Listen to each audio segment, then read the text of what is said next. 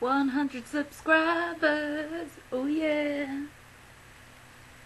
And I'm going to greet those 100 subscribers with unruly hair and PJs because, hey, it's my day off. But my t-shirt does have a flying whale on it, so I think that makes up for it.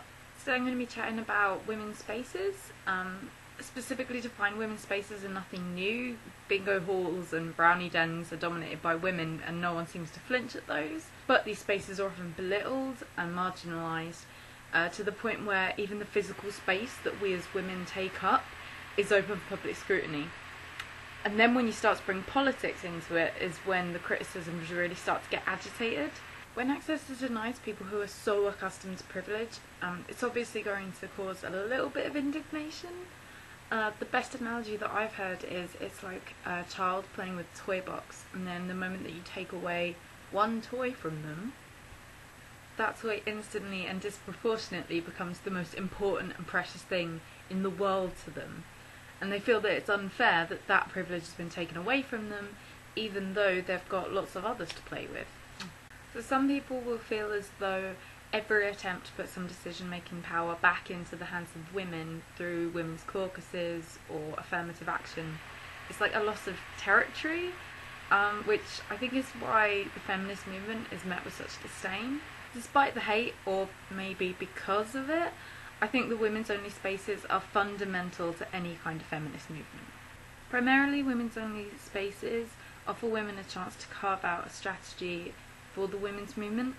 While I'm certain that non-women can be feminists, I've been to plenty of discussions and lectures about women's empowerment or the women's movement, which have been completely derailed by non-women discussing how they can get involved in the movement.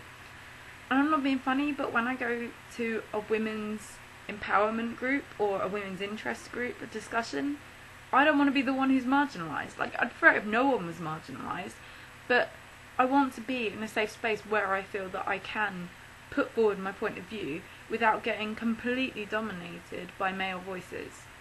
The problem of derailing and domination are not exclusive to the women's movement. We live in a hierarchical society where some people are privileged and are socialised to chat happily about themselves and their opinions and their experiences, while other people are sidelined. Women's spaces and other liberation caucuses are a way to counter that. It's not an aggressive taking over of a space that is equal, it's taking back a space that, without definition, is predominantly white, male, cisgendered, straight.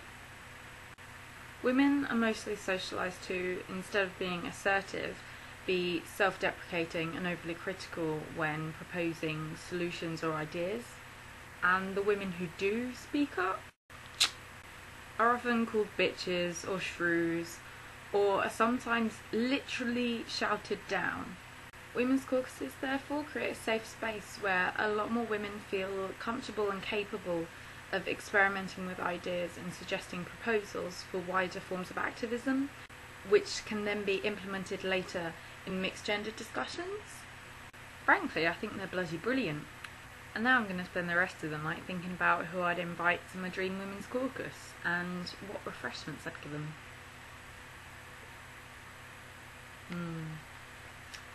Tea. Catch you next week, guys.